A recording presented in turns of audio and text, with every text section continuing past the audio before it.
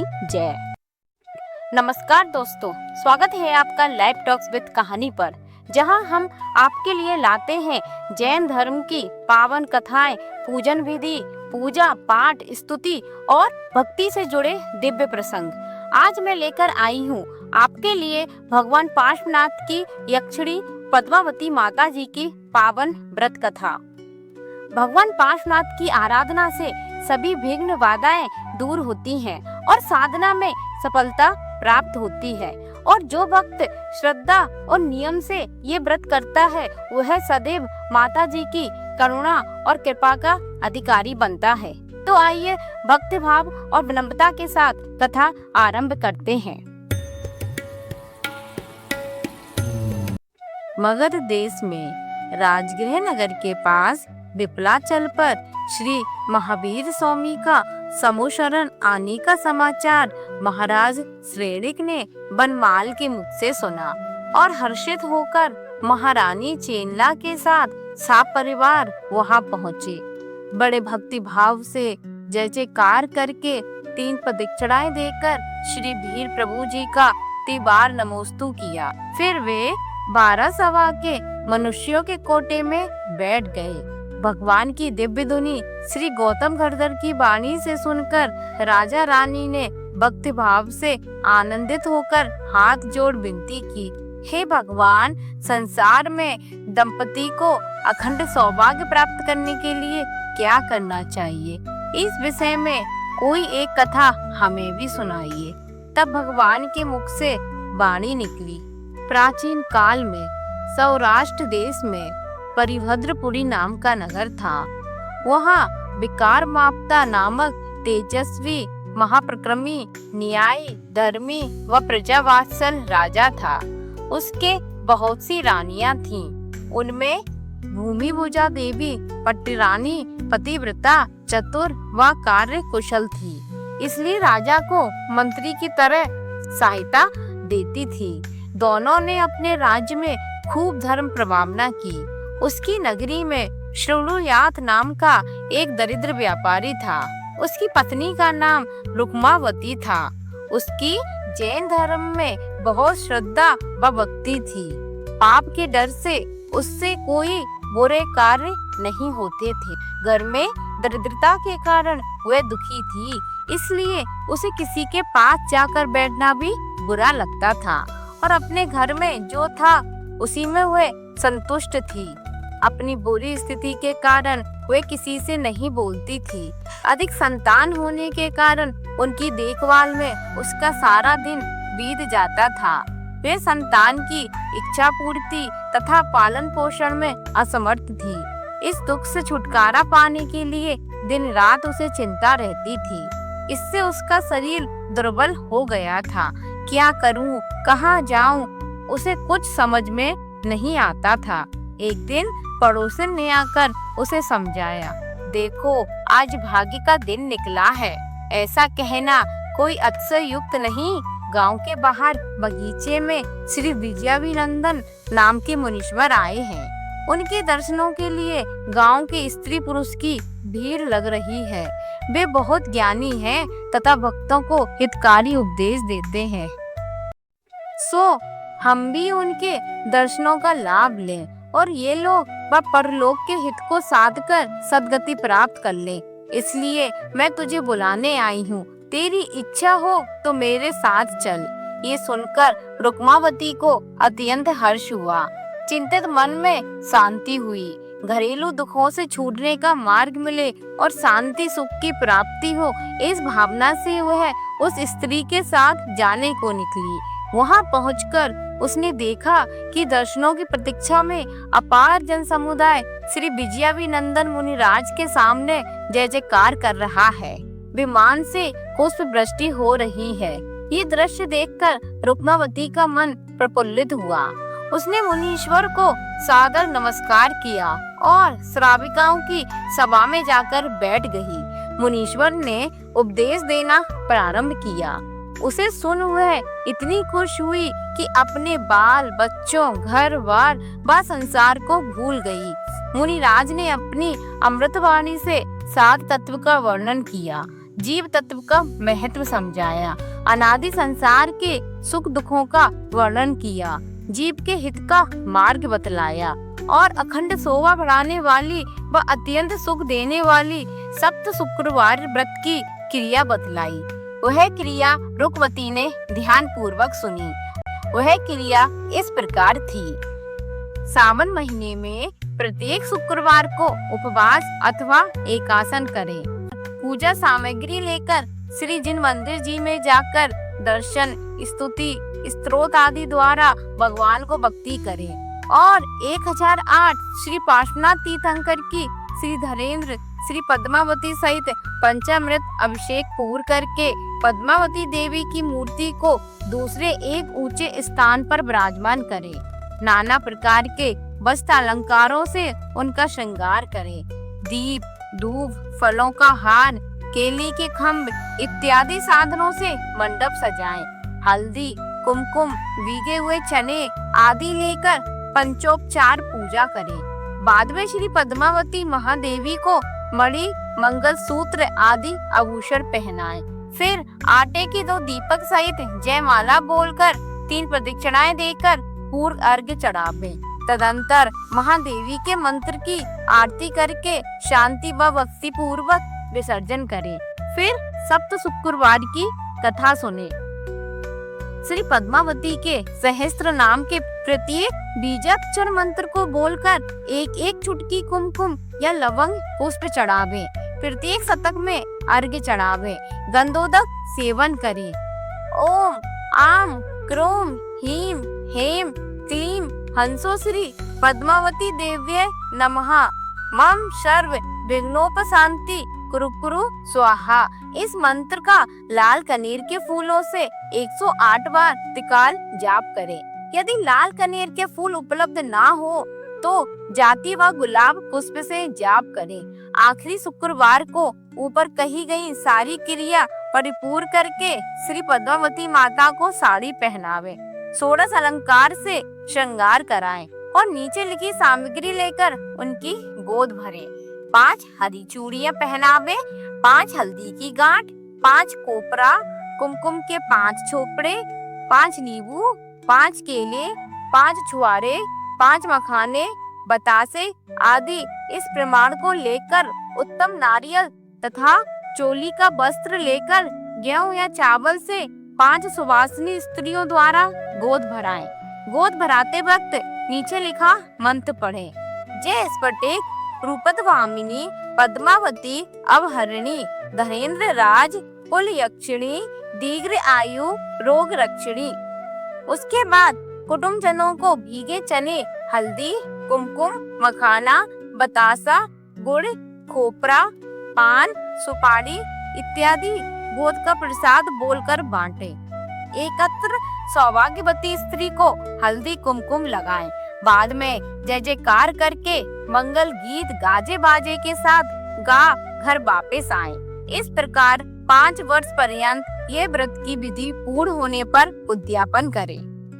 उद्यापन विधि: 5 कोने कुंभों की स्थापना करें, 5 कलश स्थापित करें, पंचवर्णी रेशमी सूत बांधकर 5 कोने तैयार करें, चारों दिशाओं में केले के खंभे खड़े करें, हांडी, गोला, झाड़ आदि से सजावट करें, आटे की दीपक से आरती उतारें, चमर ढुलावें, कुमकुम मिश्रित अक्षत एवं फूलों की वृष्टि करें, श्री पद्मावती देवी का विधान करें, 5 पकवान के 5 नैवेद्य अर्पण करें, श्री देव शास्त्र गुरु पद्मावती देवी और सुभाषिनी बहनों को दोने में फूल रखकर फूल पर कुमकुम और मोती रखकर चढ़ावे और देवे। 5 मंगल वस्तुएं श्री जिन मंदिर में चढ़ावे। आरिका को आहार दान तथा वस्त्र दान दे।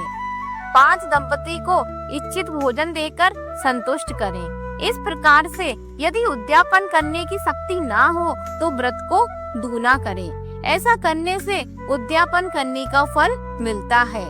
माँ, बाप, बहन, भाई, ननद, देवर, जेठानी, सास, ससुर सबके आशीर्वाद से पति परमेश्वर का आखिर तक अच्छा सहवास मिले।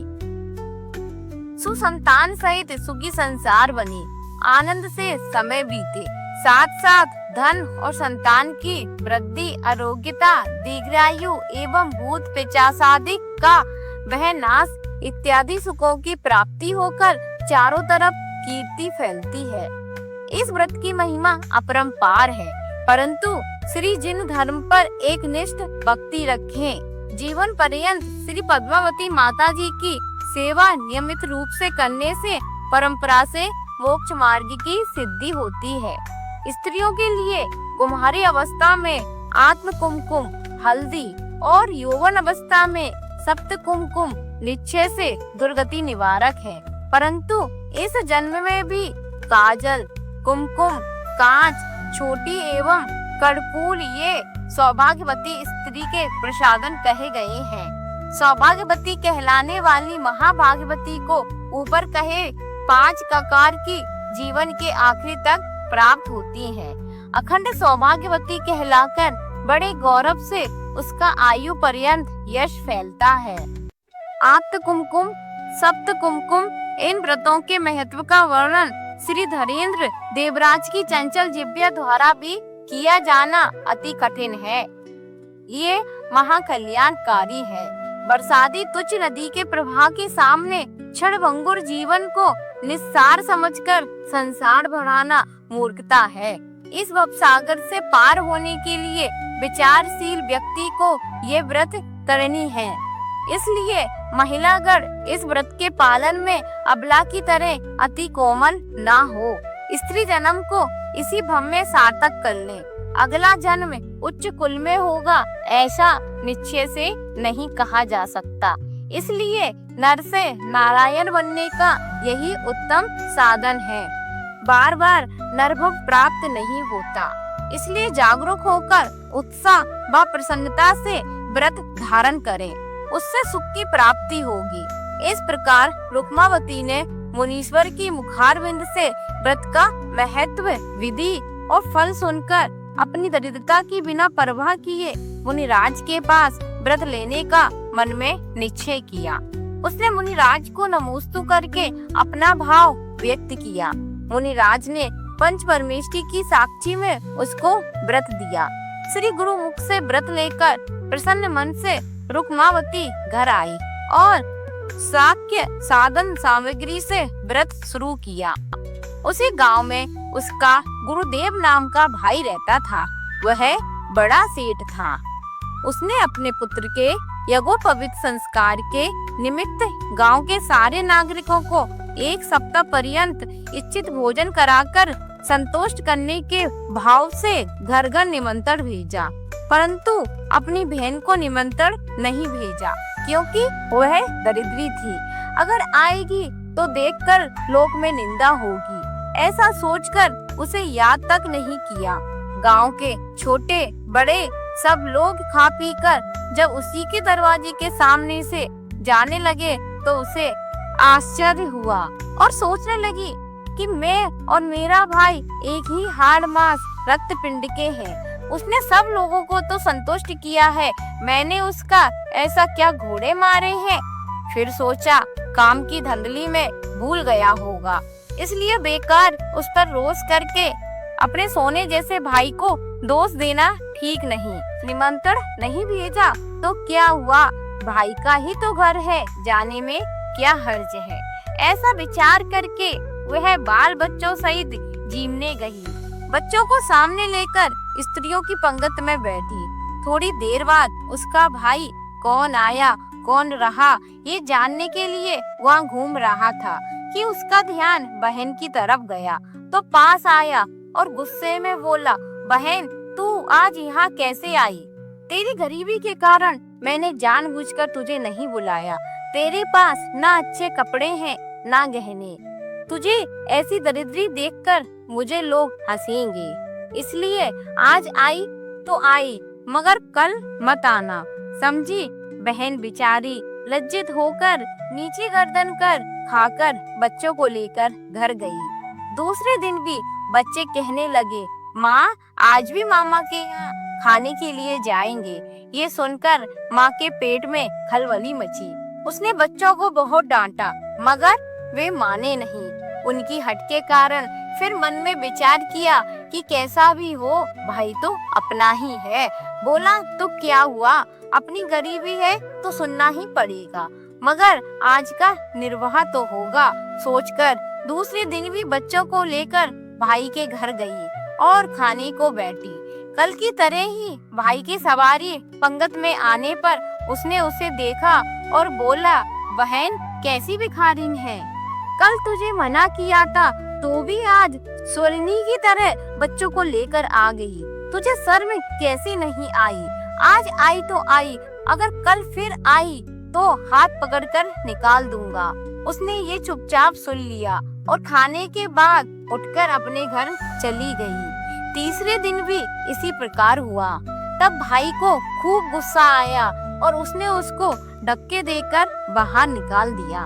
उसे बड़ा दुख हुआ, घर आकर फूट फूट कर रोई। उसके मन में विचार आया कि मैंने कौन सा घोर पाप किया जिससे इस जन्म में मुझे घोर दरिद्रता की मार पड़ रही है। सच में अनंत जन्मों के पापों की राशि इस दरिद्रता की अवस्था है। इसकी अपेक्षा तो मुझे नरक के दुखों में भून जाना ही अच्छा होता। अब ये यम यातना सही नहीं जाती, इससे तो मरण अच्छा, क्योंकि वह तो एक ही बार भोगना पड़ता है, परंतु दरिद्रता का दुख जीवन पर्यंत भोगना पड़ता है। धिक्कार है मेरे ऐसे जीने को। हे पद्मावती देवी, हे अंबिका माता, तू ही मेरी सहायता कर माँ। मुझे जगत में किसी का आधार नहीं, आसरा दे माता। इस प्रकार करुण क्रंदन करके वह खूब रोई। रोते रोते उसे नींद आ गई। नींद में उसे स्वप्न आया। उसके रोदन की ध्वनि माँ श्री पद्मावती देवी के कानों पर जा टकराई। महादेवी तत्काल मुकुट, कुंडल, हार आदि पहन, एक हाथ में धर्म चक्र लिए, जगमगाती पोशाक पहन उसके पास आकर खड़ी हो गई और कहने लगी, हे माँ भागे, तू दुखी ना हो, घबरा मत। तू जो आचरण कर रही है उस सप्त शुक्रवार व्रत को मैं अच्छी तरह जानती हूँ। आज तुझे दरिद्रता संबंधी अतिशय दुख हुआ है, तथापि तेरा कष्ट अत्यंत तेज से युक्त है। कष्टाधीनम ही देवम देवाधीनम सुकृत फलम ततेव सुज्ञा वाक्या चरिता भुक्ति मुक्ति तददीना। अर्थात कष्टाधीन देव योग है, देवाधीन ही पुण्य का फल है। इसलिए महान पुरुषों के द्वारा कथित मार्ग पर चलना चाहिए। उसके अधीन संसार के भोग व मुक्ति है। तू ध्यान दे और एक निष्ठापन से श्री जिन परमात्मा का चिंतन कर, उससे तेरा कल्याण होगा। ऐसा कहकर वह देवी अदृश्य हो गई। रुक्मावती ने नींद से जागकर देखा तो वहाँ कोई नहीं दिखाई दिया। ये क्या चमत्कार है, कहकर वह उठ बैठी, मगर उसका मस्तिष्क शून्य हो गया। उसे कुछ भी नहीं सूझा। तो फिर वह जिन मंदिर में जाकर शांत चित्त से माँ श्री पद्मावती देवी के मुख कमल को देखने लगी।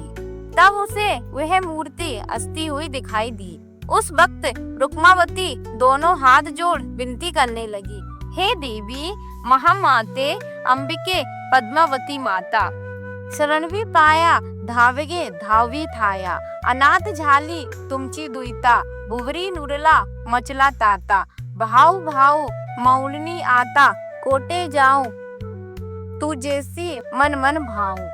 मैंने तुम्हारी शरण को पाया है, मेरी रक्षा करो, मुझे सन्मार्ग पर लगाओ। तुम्हारी लड़की अनाथ है, इस जगत में मेरा कोई रक्षक नहीं रहा। भाई भाई कहती हुई अब कहाँ जाऊं, मैंने तुम्हें ही अपने मन में धारण किया है। इस प्रकार बहुत देर तक प्रार्थना व भक्ति करने के बाद उसे भान हुआ कि घर में बच्चे भूख से व्याकुल होंगे। सोचकर ध्यान से उठी और घर को चली। घर आकर देखा कि बच्चे कामदेव के अवतार के समान दिख रहे हैं। घर में धन धान्य की बरबराहट होने लग रही है। जगह जगह वैभव खुलने लग रहे हैं। हर एक काम में यश वृद्धि हो रही है और सामने नई नवेली हवेली बनकर तैयार है।